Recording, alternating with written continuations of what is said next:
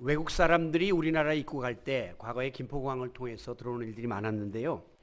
이 서울 상공을 비행기에서 내다보면서 깜짝 놀라는 일들이 많습니다. 그 중에 하나가 바로 사방에 온통 붉은색 네온 십자가가 한눈에 들어오는 겁니다. 도대체 이게 뭐냐?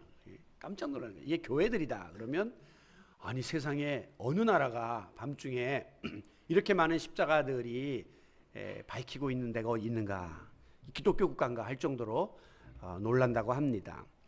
요즘에는 이제 네온 십자가가 아니라 조도를 훨씬 높인 LED 조명을 써서 십자가를 밝히는데요.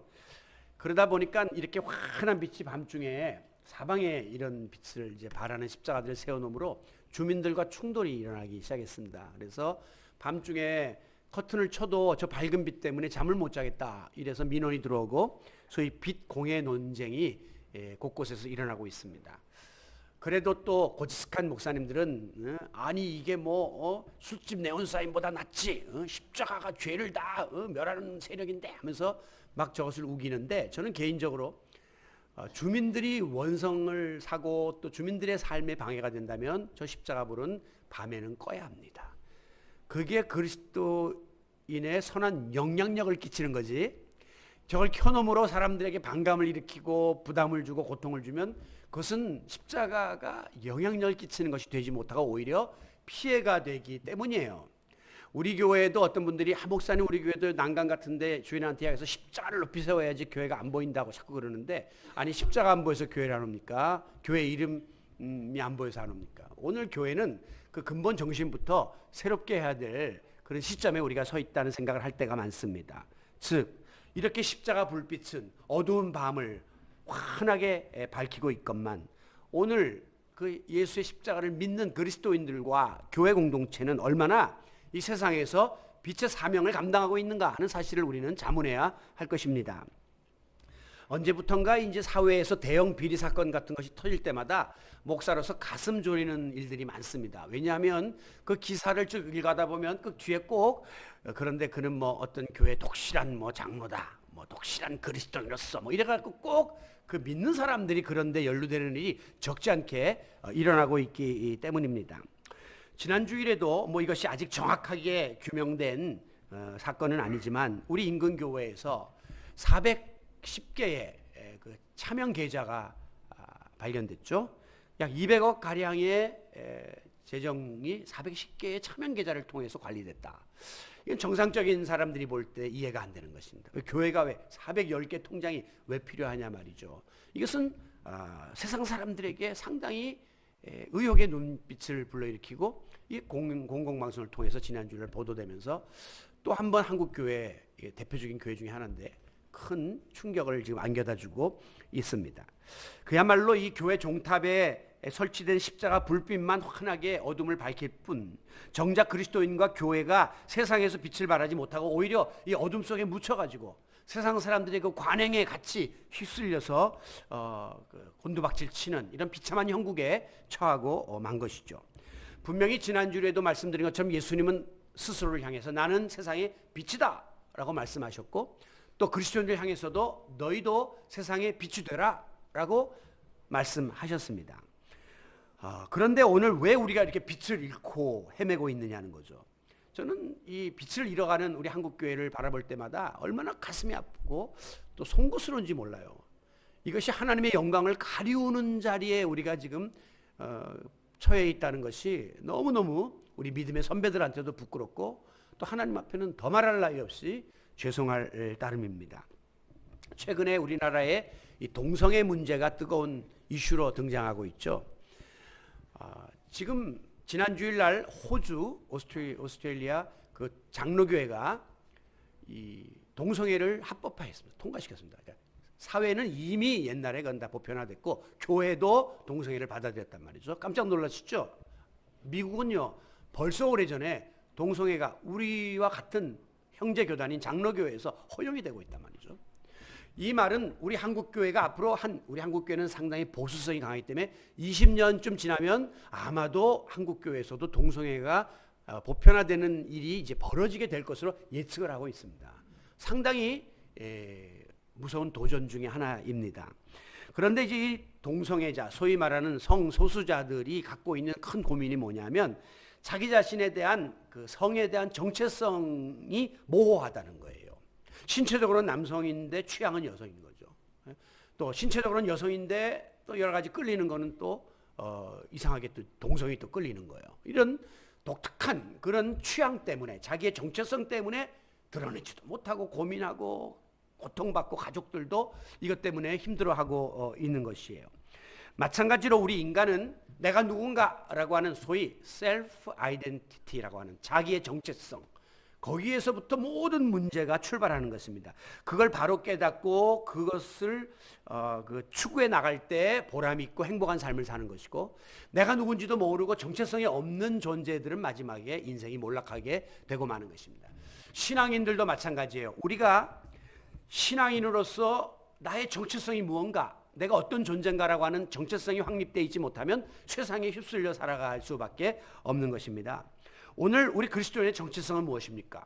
우리는 비록 육신을 입고 이 죄악 세상 속에 몸담고 살고 있으나, 그래서 세상의 영향력을 받고 있으나 동시에 우리는 구원받은 하나님 나라의 백성으로서 세상과 구별되어야 할 의무를 지닌 소위 거룩한 백성, 구별된 백성의 정체성이 저와 여러분의 신앙적 정체성임을 믿으시기 바랍니다. 어렵죠? 양성을 갖고 있는 것과 비슷한 거예요. 그러니까 세상의 정체성과 신앙적 정체성이 같이 우리 안에 있기 때문에 이 둘이 충돌을 일으킬 수밖에 없는 것이죠. 오늘 본문을 지금 우리 새벽기도회에서 묵상하고 있는 에베소서인데요. 이 에베소서 이 편지는 사도 바울이 로마의 감옥에 있을 때에 에베소에 있는 교회 교인들에게 쓴 목회 서신 중에 일부입니다. 이 에베소라고 하는 곳은 그 당시 소아시아의 수도였습니다. 모든 수도가 그러하듯이 거기에는 교통이 발달하고 또 여러 가지 교류가 왕성했고요. 상업이 발달하고 경제가 발달하고 동시에 이방 종교, 우상 숭배가 성행했고 모든 대도시에서 일어나는 것이 그렇듯이 상당히 성적 타락이 있었던 그런 곳이 바로 에베소입니다. 여러분이 소아시아 7교회 터키 지역을 이렇게 순례할 때 보시면 에베소를 방문하게 되는데요. 거기 쭉 옛날 도시를 가다 보면 이렇게 그 희한한 표시가 되어 있는 곳이 있습니다. 그때 가이드들이 뭐라고 하면 이게 바로 소위 말하는 창녀촌입니다. 이렇게 이야기해줘요. 그 당시에 이미 그런 것이 공창화되어 있을 정도로 타락된 세상이 바로 에베소였습니다. 사도 바울이 전도하면서 많은 사람이 이방 종교에서 예수님을 영접하고 그리스도인이 생기고 에베소 교회가 생겼는데, 여전히 오랫동안 몸에 배웠던 그 이방 풍습, 그 과거에 세상에서 살던 그 모든 풍습에 따라서 살다 보니까 신앙생활이 굉장히 이중적인 모습을 띠게 되었습니다. 소위 양다리 신앙이죠. 오늘로 말하면 교회 한 다리 놓고 세상에 한 다리 놓고 하나님 쪽에 하나 놓고 내 쪽에 하나 놓고 이래가지고 양쪽에서 오락가락하고 있는 그런 이중적 신앙생활을 하고 있는 것이 당시에 에베소 교회 교인들의 모습이었다고 하는 것입니다. 그러다 보니까 교회 안에서 많은 문제들이 생겨나게 되고 또 신앙이 성숙하지를 못하니까 또 유대교 출신들과 이방인 출신들끼리 갈등이 생기고 또 서로 계파 간의 주도권 싸움이 생기고 또 직분을 맡은 사람들끼리 비방을 하고 분열을 하고 여러 가지 혼란함이 일어나면서 그리스도인이면서도 그리스도인답게 살지 못하는 소위 옛사람의 구습이 같이 어우러져 있는 그런 상황에 놓여져 있었어요. 그들을 향해서 사도 바울은 오늘 본문에서 에베소 교회 교인들이요, 어둠에 속한 과거의 풍습일랑 벗어던지고 빛의 자녀답게 새 사람을 입으세요, 이렇게 권면하고 있는 것입니다. 8절, 너희가 전에는 어둠이더니 하나님 모를 때, 예수님 모를 때는 어둠의 자식으로 살았죠. 세상의 지배하에 살았으니까. 그런데 이제는 예수님 믿고 구원받고 교회 생활하니까 빛의 자녀가 되어야 한다 하는 것이요. 그러므로 빛의 자녀들처럼 이제는 빛의 자녀답게 너희들의 신앙적 정체성을 확립하고 행하라, 그렇게 살아야 된다, 이렇게 강력하게 권면하고 있는 것입니다. 여러분, 빛의 자녀답다 하는 이 말씀이 굉장히 중요한 거예요. 사람이 어떤 특정한 신분을 가지면 다운 것이 중요합니다. 여성은 여성다워야 매력이 있고 남성은 남성다워야 매력이 있는 거예요. 저는 이 이 어려서부터 목사의 가정에 태어나서 목사의 아들이다 하는 그런 부담을 늘 갖고 살았습니다. 그래서 사실 저는 어린 시절에 욕 한번 해보지도 못했고요. 싸움 한번 해보지도 못했습니다. 해봐야 뭐 터지겠지만은 어쨌든 간에 저는 항상 얌전하게 조숙하게 조신하게 자랐어요. 왜? 조금만 이렇게 하면 목사 자식 저런다. 그런 게 두려워갖고 또 우리 아버지 욕 보일까봐. 그래서 그런 이름값을 하느라고 굉장히 어려운 시절을 보냈어요. 그랬는데 또 제가 또 목사가 되었습니다.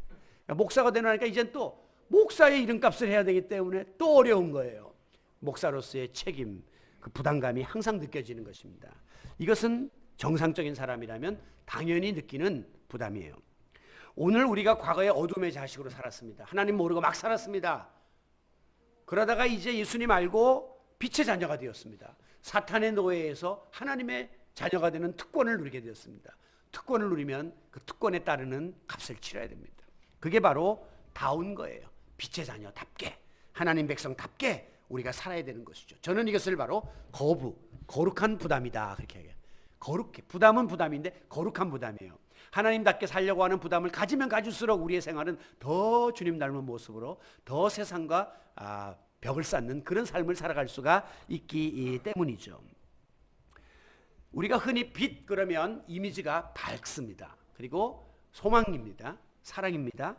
또 진실, 투명 뭐 이런 개념을 떠올리죠. 긍정적 이미지를 가진 것이 빛입니다. 그런데 어두움 그러면 왠지 음침하고 거짓, 술수, 또 이 사기, 뭐 이렇게 부정적인 느낌을 우리가 이제 갖게 되는 것이죠. 이 말은 빛과 어두움은 둘이 서로 부딪힌다고 하는 것을 우리에게 가르쳐주고 있습니다.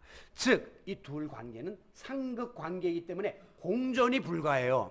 여러분들이 이제 이렇게 신앙생활이 힘드니까 대부분 이제 교회에 나와서는 또 굉장히 영적인 그런 생활에 전념하다가 또 밖에 나가서는 또 세상이니까 어떻게 하냐 그리고 또 세상적인 일에 막 이렇게 살다가 또 교회로 오고 이 냉탕 온탕을 오가는 생활을 하다 보니까 상당히 자기의 그 존재감이 약해지고 그리고 이제 그 알게 모르게 그 공존에 대한 기대를 갖는 사람도 있어요. 어떻게 다 좋고 좋은 게 좋은 게 아니냐 그런 생활을 하는 사람들이 있는데 그게 불가능한 겁니다. 여러분 물과 기름이 섞여질 수 있습니까? 아니요. 물에다 기름을 섞어보면 기름은 탁 떠버려요. 불과 물이 섞여질 수 있습니까? 아니에요. 물은 불이 그러면 꺼져버리고 불은 또 물을 또 제압하려고 하는 그런 상극관계를 가지고 있습니다. 그렇기 때문에 오늘 빛과 어두움이라고 그리스도인과 세상을 딱 구분해 놓은 것은 이 두 개가 어우러지기가 불가능하다는 것을 보여주는 거예요. 그렇기 때문에 우리는 빛의 자녀로서의 삶을 결정하고 빛의 자녀답게 살려고 하는 부단한 노력을 해야 돼요. 이 두 개가 부딪히기 때문에 일어나는 것이 바로 충돌인데 이 충돌을 우리는 영적 전쟁이라고 합니다.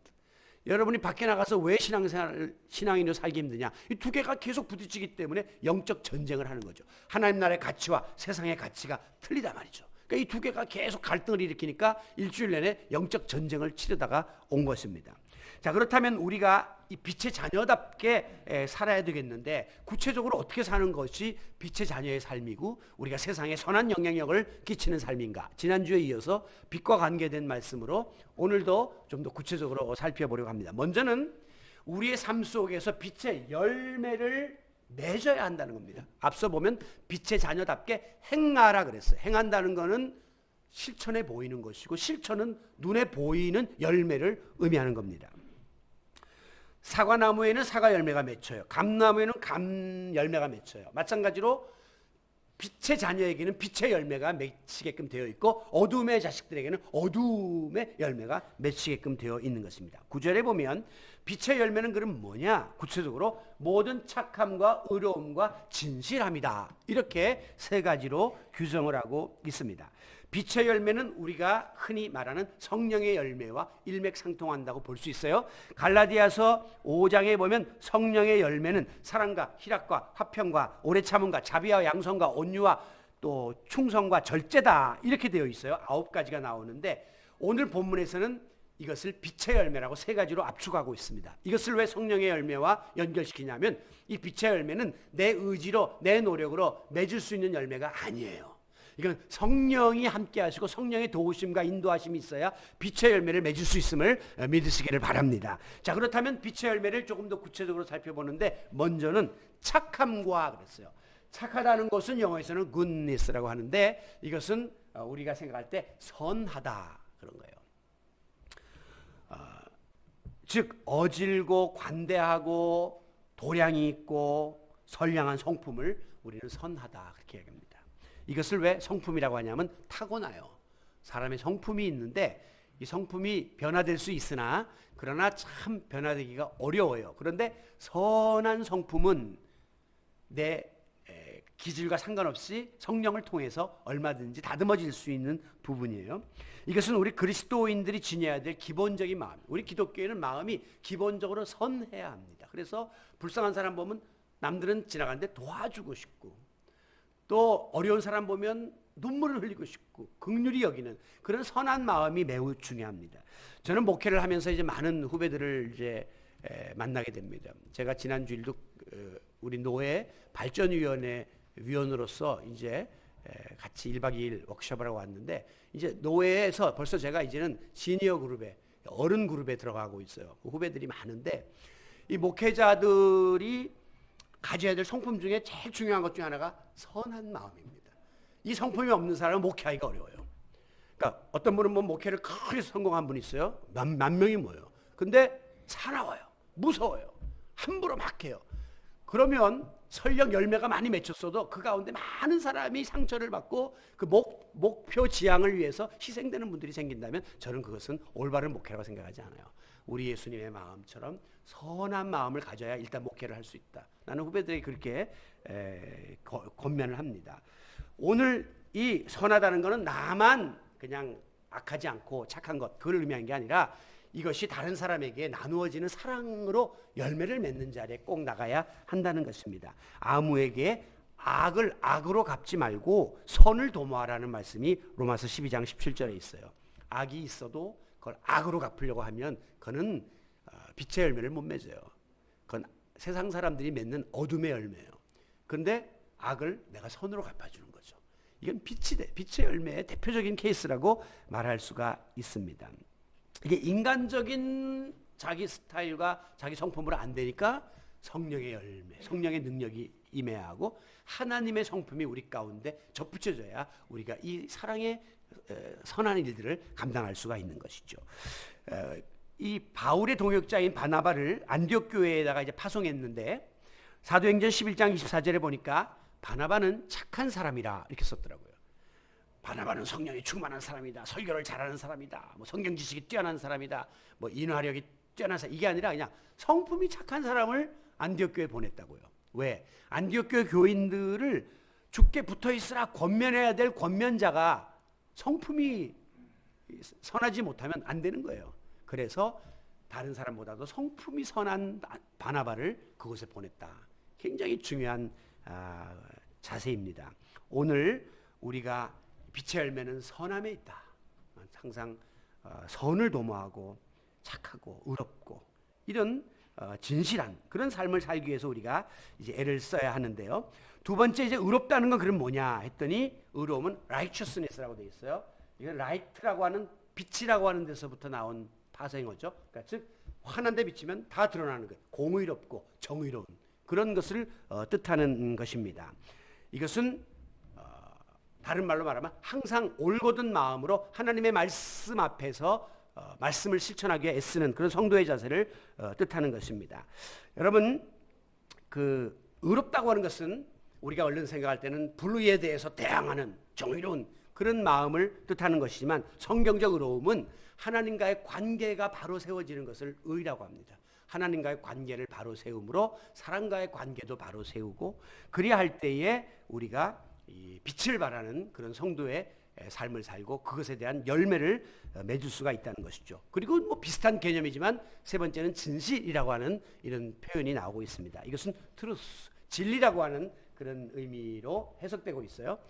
하나님이 정해주신 질서를 따르는 거가 진실이에요. 변함없고 거짓 없는 신실함을 의미하고 있는 것입니다. 오늘날 이 시대는 진리가 흔들리는 시대예요. 가치관이 흔들리는 시대입니다. 그러나 우리 그리스도인들은 그런 흔들림에 상관없이 진리이신 예수 그리스도의 가르침을 따르고 말씀을 따라 살기를 힘써야 한다는 것입니다. 오늘 우리 그리스도인들이 진실하지 못하면 절대 세상에서 빛과 소금의 사명을 감당할 수가 없습니다.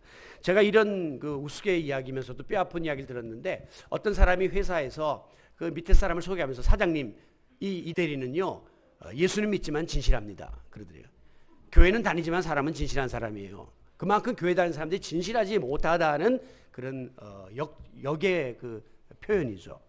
여러분, 오늘 우리가 작은 것이지만 진실하게 살려고 애를 써야 돼요. 이게 결국은 뭐 선하다, 의롭다, 진실하다, 이거는 세상에서도 그렇게 살라고 가르치는 것인데, 이게 잘 안 되는 게 세상살이잖아요. 그런데 우리 그리스도인들은 믿기 때문에 저 사람은 항상 의롭고 착하고 선하고 그리고 거짓 없는 진실한 사람이다, 이것처럼 전도하기 좋은 게 없습니다. 사업 관계에 있어서도 클리어하다, 저 사람은 모든 면에서 정직하다, 이런 평가를 받아야 우리가 빛의 열매를 맺고 영향력을 끼칠 수 있죠. 그래서 오늘 성경은 제일 먼저 이런 열매를 너희들의 삶 속에, 생활 속에 맺으라, 이렇게 말씀하고 있는 것입니다. 두 번째는 우리가 주님을 기쁘시게 하는 일이 뭔가, 이거를 항상 분별하며 사는 것이 빛의 자녀의 그 자세입니다. 10절, 주를 기쁘시게 할 것이 무엇인가를 시험하여 보라. 근데 시험이라 그러면 우리가 테스트라고 생각하지만 이 원뜻은 분별하라, 찾아내라, 파악하라, 그런 뜻이 있습니다. 그러니까 하나님이 기뻐하시는 뜻이 뭔지를 깊은 영적인 통찰력을 통해서 우리가 발견하고 깨달아야 된다는 거예요. 그래야 그것을 실천할 수 있기 때문입니다. 데살로니가전서 5장 21절에 보면 범사에 헤아려 좋은 것을 취하고 악은 어떠한 모양이라도 버리라 그랬어요. 오늘 이 좋은 것은 하나님의 말씀 속에 다 들어있습니다. 하나님의 뜻, 그거를 찾아야지. 악은 모양이라도 아예 통째로 버려야지. 그거 괜히 가서 만지작거리다가는 악에 빠질 수가 있기 때문이라고 하는 거죠. 과거에 그 먹을 것이 없던 시절에 그 교통미화원들이 복알을 먹고 많이 죽었습니다. 근데 그때 보면 생선알이니까 복인 알인지 동태알인지 모르고 그냥 가져다가 배고프니까 누가 버린 걸 먹었다가 죽는 일이 많았는데, 이 우리가 보고를 맛있게 먹는데 보고가 좋지만 알 파트는 절대 손대면 안 돼요. 그래서 그 손댈 때 이 라이센스 있는 사람만 이걸 할 수 있게 돼 있잖아요. 그리고 될 수 있는 많은 부위를 이렇게 겸해서 도려냅니다. 왜? 악인데, 그게 독인데 모양 좋다고 손댔다가는 그대로 사망에 이르기 때문이에요. 오늘 이 시편 1편에 보면 복 있는 사람은 아예 그 악인의 길에 그 서지도 말고 오만한 자의 자리에 앉지도 말라, 그 근처 가서 얼씬거리지도 말라, 그렇게 말씀하잖아요. 그런데 이것은 항상 우리가 말씀을 그 기준해 가지고 악은 최대한 버리고 하나님 기뻐하시는 것만 다 갖다가 취하라는 거예요.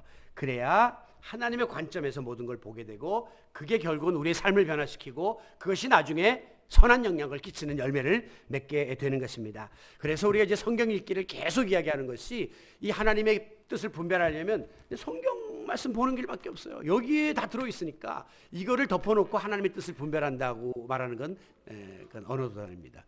이걸 덮으면 덮을수록 내 뜻이 더 커지는 거예요. 내 목소리가 커지게 되어 있기 때문에 항상 하나님 말씀을 펴놓고 하나님 기쁜 뜻이 무엇인가 깨달아서 이대로 행하면 이게 빛을 발하는 삶을 살게 되는 것이죠. 영국의 빅토리아 여왕이 64년 동안 왕위를 지켰던 선왕으로 기록되어져 있습니다. 대영 제국의 번영을 가져왔던 사람이 빅토리아 여왕입니다. 그런데 이 빅토리아 여왕이 몇 살 때 왕이 됐느냐? 18살 때 됐어요. 왜? 삼촌이었던 윌리엄 4세가 급사를 하는 바람에 이 18살 처녀인 빅토리아가 왕관을 썼어요. 너무 무서웠습니다. 이 영국을 어떻게 내가 다스리나. 그때 그녀는 자기 책상 위에 있는 손때 묻은 성경책을 주었습니다. 그리고 너에게 왕위가 계승된다는 통보를 받자마자 가슴에 안고 하나님께 기도했다는 것입니다. 하나님, 나로 하여금 이 말씀대로 나라를 다스릴 수 있게 해주세요. 그렇게 간절히 기도했습니다. 그리고 항상 말씀 중심의 그런 선정을 펼친 결과 위대한 대영제국을 이룬 것이죠. 훗날에 인도의 어떤 왕자가 와서 물었답니다. 아니 이렇게 나라를 잘 다스릴 수 있는 비결이 어디 있습니까? 라고 질문할 때 이 빅토리아 여왕은 두말하지 않냐고 자기 옆에 있던 성경을 들면서 바로 여기 있습니다. 이것이 대영제국의 비결입니다. 이렇게 이야기했다는 것입니다. 여러분, 하나님의 말씀이 내 생각과 행동의 유일무이한 기준과 척도가 될 수 있기를 바랍니다. 그래서 그 속에서 하나님의 기쁘신 뜻을 우리가 찾아내고 말씀대로 살면 우리가 주님을 기쁘시게 하고 그리하여 빛을 발하는 그런 삶, 선한 영향력을 끼치는 그런 자리에 우리가 나아갈 수 있게 될 것이기 때문입니다. 마지막 이제 이 빛의 자녀답게 살려면 어두움의 일에 벗어나서 어두움을 차단시키는 자리까지 나가야 된다는 거죠. 여기 11절에 보면 너희는 열매 없는 어두움의 일에 참여하지 말고 도리어 그것을 책망하라. 그렇게 이야기했습니다.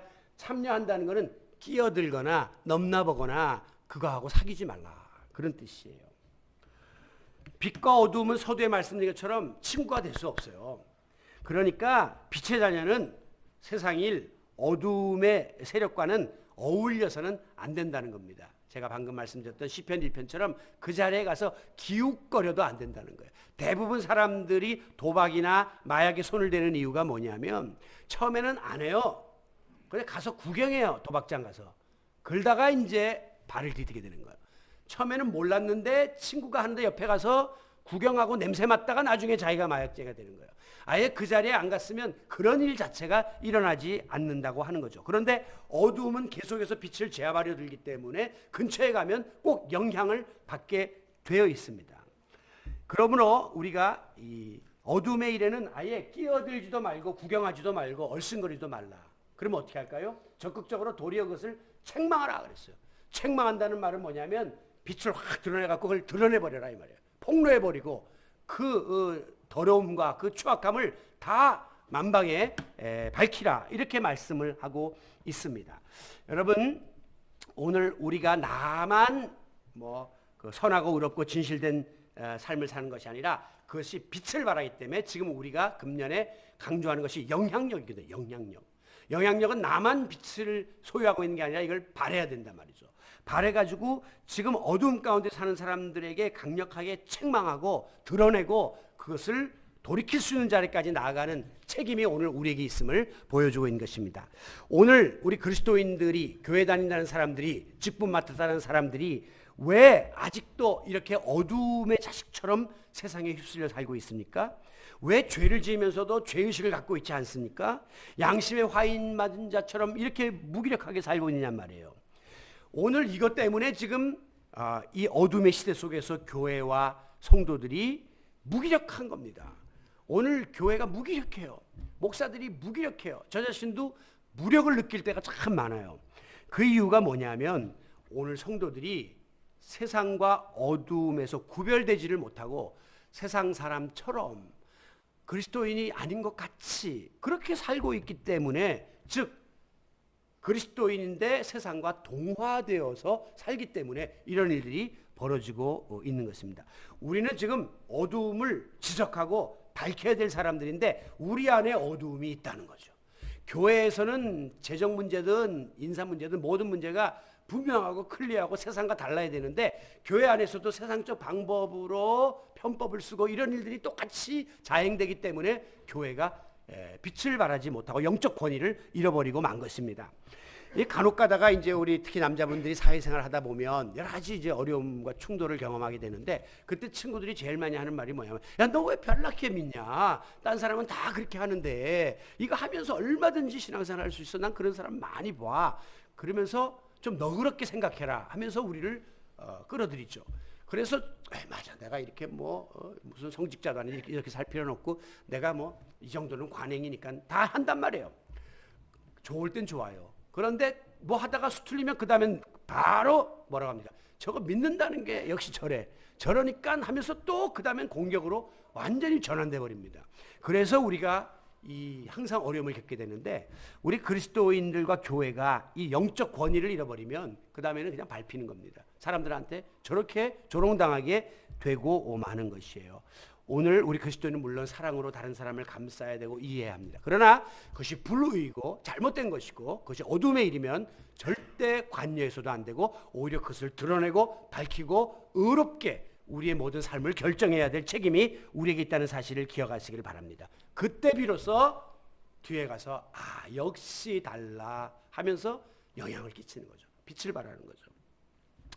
오늘도 이 어둠의 옷을 벗어던지고 빛의 갑옷을 입어야 될 이 사명이 내게 있고 또 상대방에게도 어둠의 갑옷을 벗어던지고 빛의 갑옷을 입도록 내가 도와줘야 될 책임이 있다는 사실을 깨닫고 참여하지도 말고 책망하면서 그를 바로 인도해야 될 그런 역할을 우리가 감당해 나갈 수 있기를 바랍니다. 오늘 많은 어려움 가운데 하나는 우리가 다른 사람의 일에 대해서 무관심한 겁니다. 그리고 방조하는 겁니다. 과거에는 뭐 잘못하면 어른들이 가서 학생 이름 대나 했지만 지금은 그 말 안 합니다. 지금은 교회가 해야 될 어떤 본분이 있어도 여러 가지 상황 때문에 입을 열지 못하는 그런 시대가 되었단 말이죠. 왜? 같은 처지니까 말을 못하고 있는 거예요. 그래서 오늘 우리가 구별되어야 한다는 이 표현이 참으로 중요한 것입니다. 14절에 보면 결론이에요. 잠자는 자여 깨어서 죽은 자 가운데 일어나라 이렇게 명령하고 있습니다. 잠자는 자, 죽은 자 이거 다 예수 믿기 전의 상태를 뜻하는 거예요. 근데 어떻게 우리가 일어납니까? 깨어서. 그랬더니 그리스도께서 너희에게 비추시리라. 예수 그리스도가 우리에게 빛을 주셨기 때문에 죽음의 자리에서 일어날 수 있다는 것이죠. 죄악의 자리에서 일어날 수 있다는 것이죠. 십자가의 빛이 우리 가운데 비쳤기 때문에 우리는 다시 사망의 자리에서 살아날 수 있게 되었다고 하는 것입니다. 그래서 예수님은 나는 빛이다 하는 말씀이 세상의 생명의 빛으로 이 땅에 오신 거죠. 그래서 우리에게 생명을 부여하셨습니다. 그리고 너희는 세상의 빛이다 하는 것은 그 빛을 받은 우리도 이 빛을 또 반사하면서 어두운 세상을 밝혀야 될 영향력을 지니고 살아야 될 것을 말씀하고 있는 것이죠. 여러분 오늘 빛으로 오신 예수님을 우리는 지금 모시고 살고 있습니다. 내 안에 빛이 있습니다. 그렇다면 우리 그리스도인들이 어떻게 살아야 합니까? 빛은 영향력을 드러내야만 진가를 발휘하는 것이에요. 어둠의 시대에 살고 있으나 어둠을 밝혀야 합니다. 빛의 자녀답게 빛의 자녀로서 살아가야 한다는 것이죠. 저는 얼마 전에 어느 교회 갔을 때 그 목사님이 굉장히 어려운 일을 경험했던 목사님입니다. 그런데 저에게 이런 말씀을 합니다. 목사님, 저희 교회가 지난 2년 동안 광야의 생활을 경험하면서 우리의 회중은 위대한 회중으로 바뀌었습니다. 나는 그 위대한 회중이라는 말이 굉장히 부담이 되면서도 충격이었어요.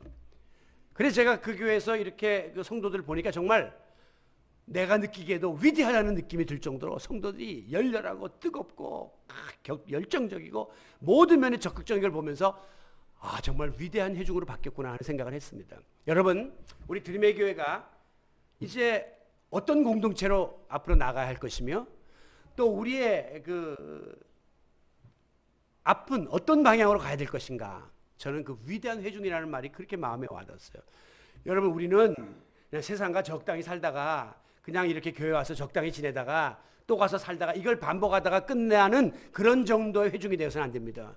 오늘 정말 하나님의 백성으로서 위대한 회중이 되어서 변화받고 비전을 높이 세우고 앞을 향하여 전진하고 사사로운 일을 덮고 대를 위하여 소를 희생하면서 하나님의 영광을 드러내는 이런 정도의 목표를 갖고 우리가 달려가야지 영향력을 끼치죠.